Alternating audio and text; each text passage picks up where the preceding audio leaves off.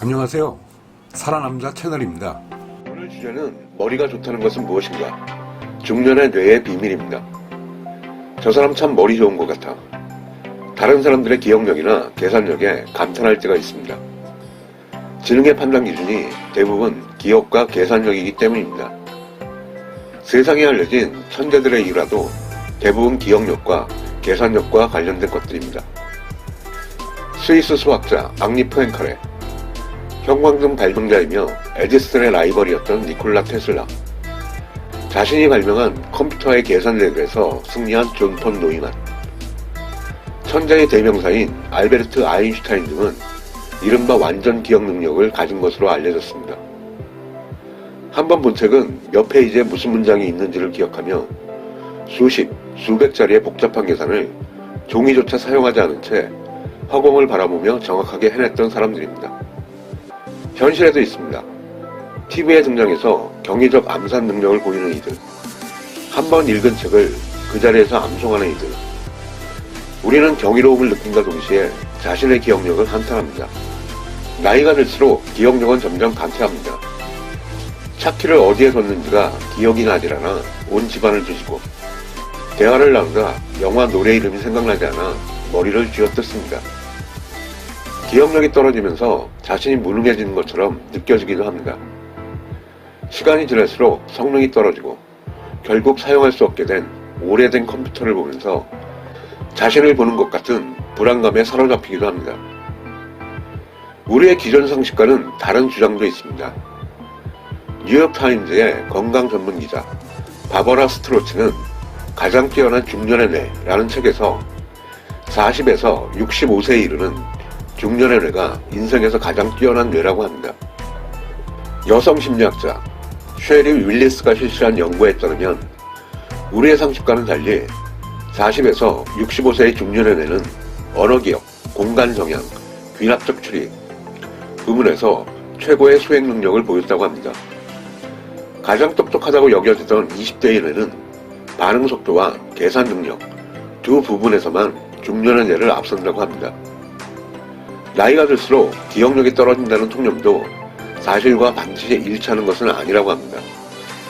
뉴욕 마운트 시나이 의대 연구팀은 나이가 들수록 떨어지는 것은 단기 기억력일 뿐 중요한 정보는 오히려 중년의 뇌가 더 오래 기억한다고 합니다. 중년의 뇌가 위기상황 극복에 큰 힘을 발휘한 사례를 소개합니다. 2009년 US 에어웨이즈 불시착 사고는 좋은 예가 될 수 있습니다. 이륙 직후 델타와 충돌해서 엔진에 불이 붙은 상황. 만약 그대로 여객기가 도심에 추락하면 승객뿐 아니라 뉴욕 시민까지도 위험할 수 있는 상황에 처했습니다. 사람들은 2001년 9.11에 악몽을 떠올릴 수밖에 없었지만 비행기는 허드슨강에 불시착하는 데 성공했고 단 한 명의 사상자도 발생하지 않았습니다.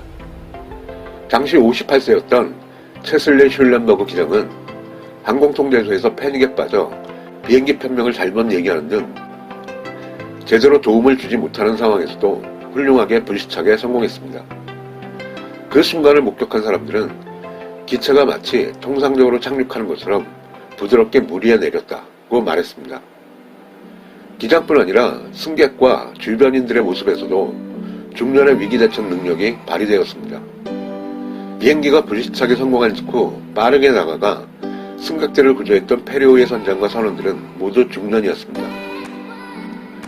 62세의 칼 바자리언이라는 승객은 구명정이 뒤집어지는 상황에서 다른 승객 3명을 구해냈습니다. 이 에피소드는 몇 명의 영웅을 탄생시키는데 그치지 않았습니다.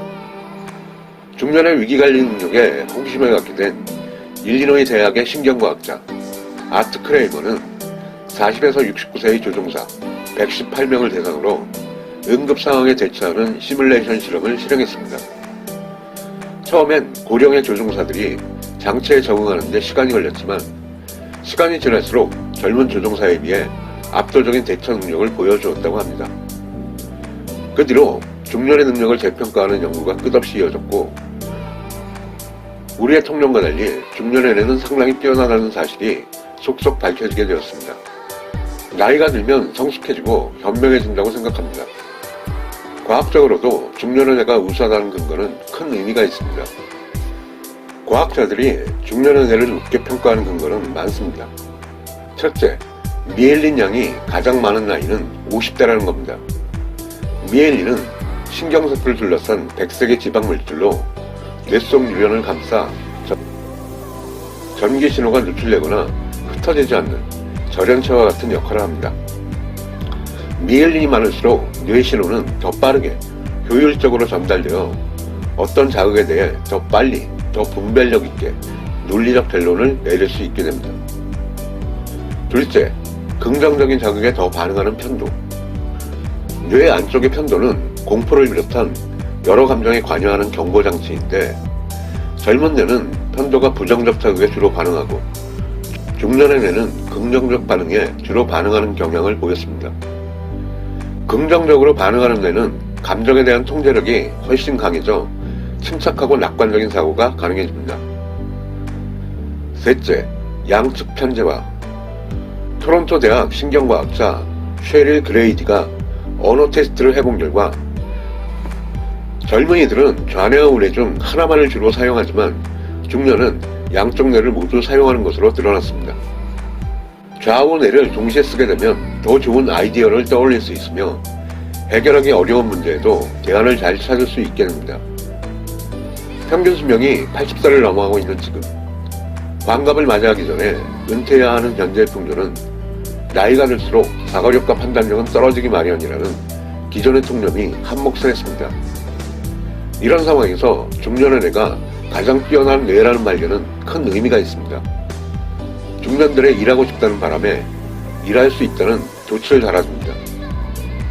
인간은 시간이 지나면 가치가 떨어지는 컴퓨터 같은 존재가 아니라 해가 지날수록 숙성하여 가치가 높아지는 와인이라고 믿습니다.